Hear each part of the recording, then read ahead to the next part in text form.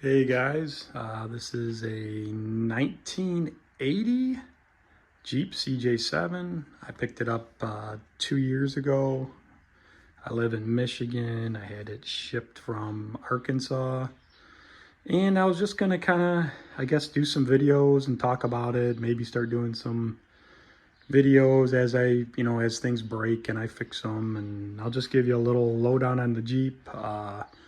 Disclaimer, I've had one other CJ. I had an 84 Sunshine Yellow CJ, and I sold that one probably 4 years ago, regretted it right away, and decided to find me another one. I was trying to find a relatively rust-free one, so I picked this one up from Arkansas.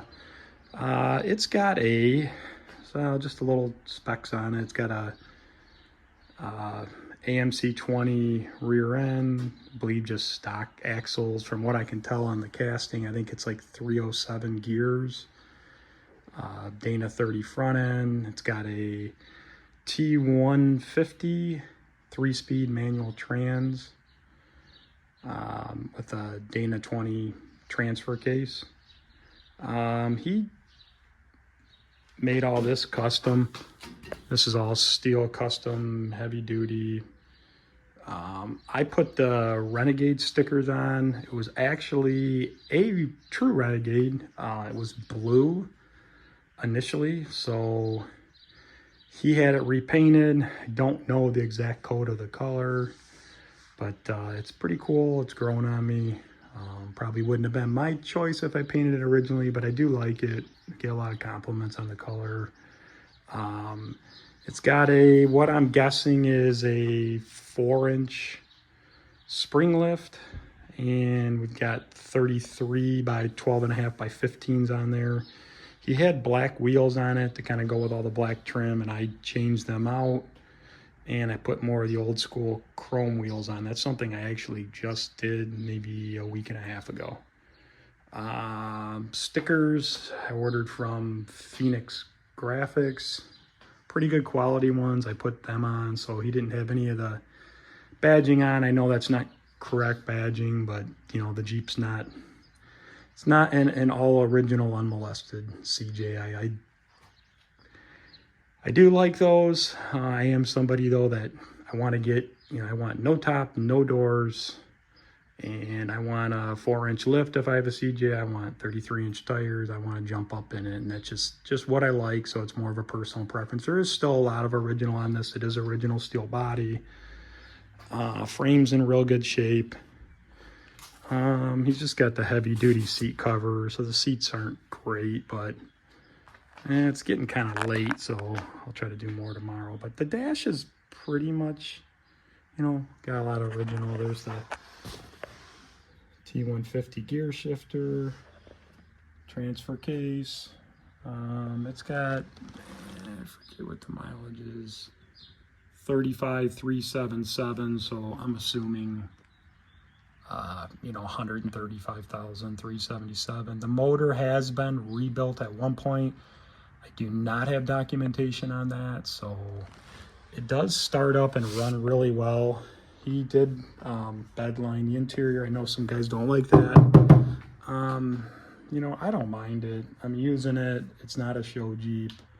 Still looks great. I mean, these are rock solid. I'll crawl underneath and show you. And he's had pictures of the floor pans when he redid this that he sent me, so I seen that they weren't rusted out.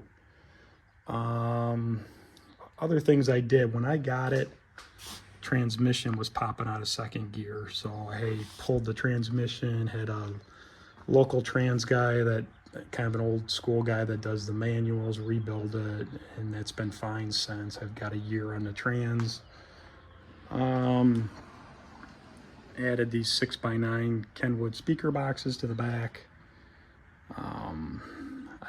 Again, I like lift and I like to play rock music, so I want loud music in it.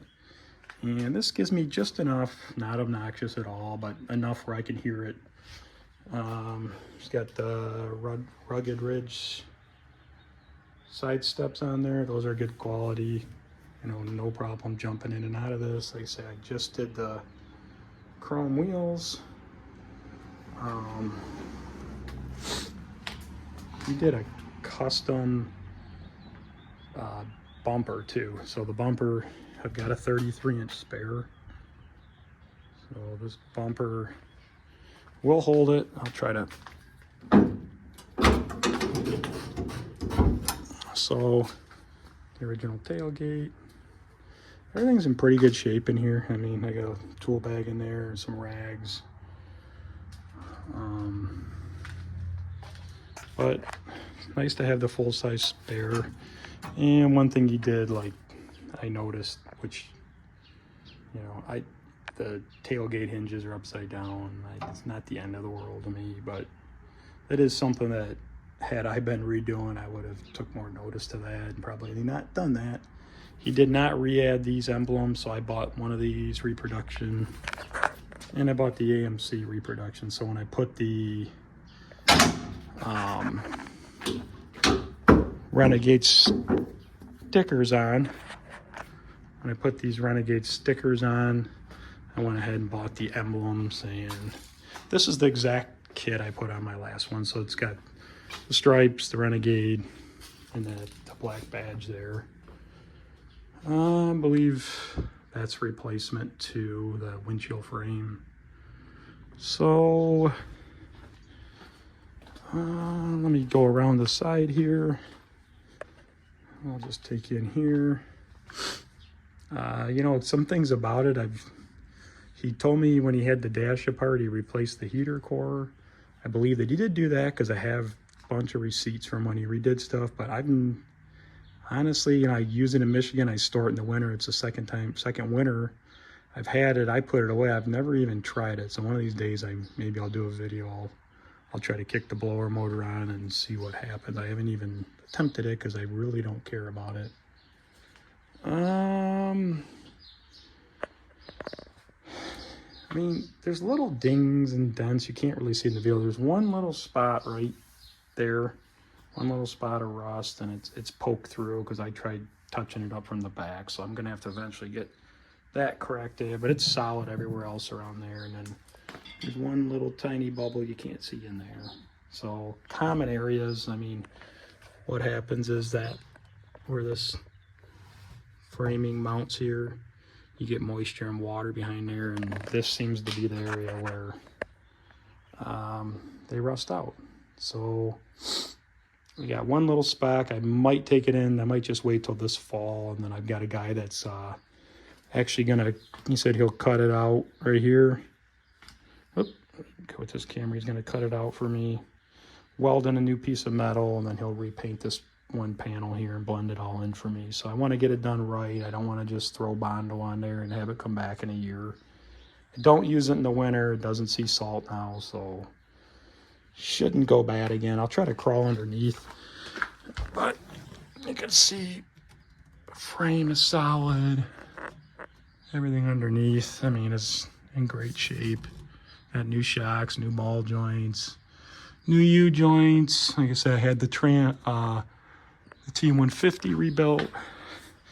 I had a brand new clutch kit installed too, so that's all done. So the clutch and trans are good. The engine starts up really well. 2 or 3 pumps, and it can sit for a week or two in 35-40 degree weather, and I give it one turn and it kicks on. It'll run up in high idle, and I usually let it warm up for 3 to 5 minutes, and I kick the pedal once, drop it down, and it'll drop down and run at 700-800 RPM. So I'll go ahead, and it's got the inline 6, the 4.2. So I'm gonna shut this off. I'll show you this here. And I also want to get I'm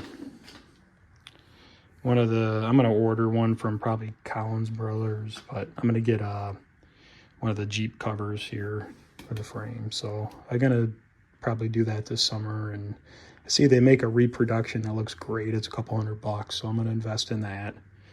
But let me I'll pop the hood here and show you whatever I know about the motor.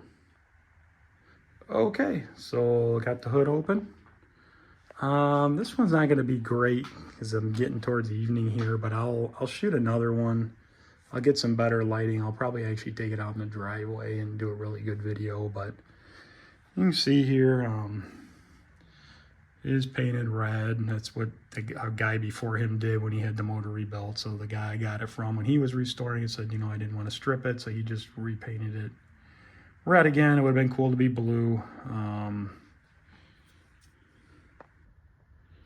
New fuel pump, I think Delphi. I installed that. I had actually thought it went bad last summer. The only thing that doesn't work on the gauge is my gas gauge reads full all the time, so I got to troubleshoot that. I think it's in the ground. So that's on my hit list too this year. So I was out, it stalled out on me. I thought, okay, I got over a guy I knew was in the area. He gave me his gas can. I dumped a little gas down the carb, fired right up. So I said, okay, it's not getting fuel. So I changed the fuel pump and then realized that I still couldn't get it going. So I'm like, what is going on? Well, I thought I had more fuel in there than I did. So stupid me, ran it out of fuel. So I ended up with, ended up with a new fuel pump. I didn't need it, but that was cool. So now I know it's new. I just put this on the end of last season. I think it's a Delphi. Okay, I'm back. So I say new fuel pump, stringer cap rotor, plugs. I still got the old Ford ignition system. The alternator, speaking of trouble, that just went on me. So I ended up, it was squealing, going crazy on me. Noticed lower voltage. That was just a couple of weeks ago, so I swapped out the alternator. Motorcraft, aftermarket carb. Aluminum radiator's been new. Pretty much everything in here has been, touched at one point. It's got power brakes, power steering.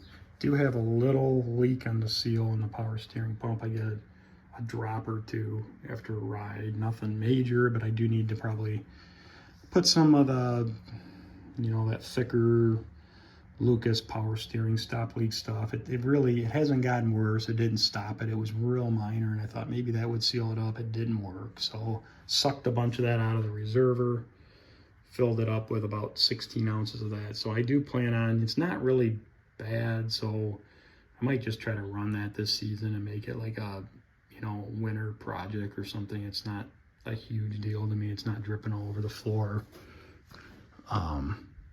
So I'm not really going to worry about it unless it gets worse. My inline fuel filter, like I say, that's an aftermarket Motorcraft carb. Previous owner put it on. They're like 90 or 100 bucks. You can get them on Amazon, and it's been on 3 years now, and it's crazy because it runs really good. It idles smooth, starts on the first turn. So I don't know. I've heard a lot of negative about them. I'm going on year 3. Now I am anal about, I'm always putting stabilizer in my fuel, always putting fresh fuel in. I do that in the winter. I do it even during the season. I add stabilizer. So I try to I do use the Jeep a pretty good amount in the summer, so I'm trying to always burn the fuel, and then I stabilize it real well when I put it up in December. So far so good. Maybe doing that is preventing the ethanol. We'll see how long that lasts. I talked to a guy on the forum, and he told me he's on 8 years on his and still running good before he had to do a carb rebuild. So we'll see. I guess that'll be about it for today. I'll go a lot more into detail on this. I got to get out in better lighting, but he did a lot of work to it. I mean, he resealed the valve cover. That seems to be holding. I mean, I had to tighten up a couple nuts on it. I mean, it seems to be pretty good. I'm not getting much at all for oil leaks, so pretty fortunate. But yep, I'll get back to you on this, and hopefully I'll start doing some tutorials. I Like when I did the alternator, I always get on YouTube, so I think it's cool to find people that show their projects on these, because anytime I do something, I go to, a lot of times that Jeepin' with Cool Guy's got a good YouTube. I'll go on and I'll just sit back and watch him, you know, and I'll learn little tricks, and it's pretty nice. Again, I'll catch you later, and like and subscribe if you like the content. I'm going to try to start doing some more of this. Thank you.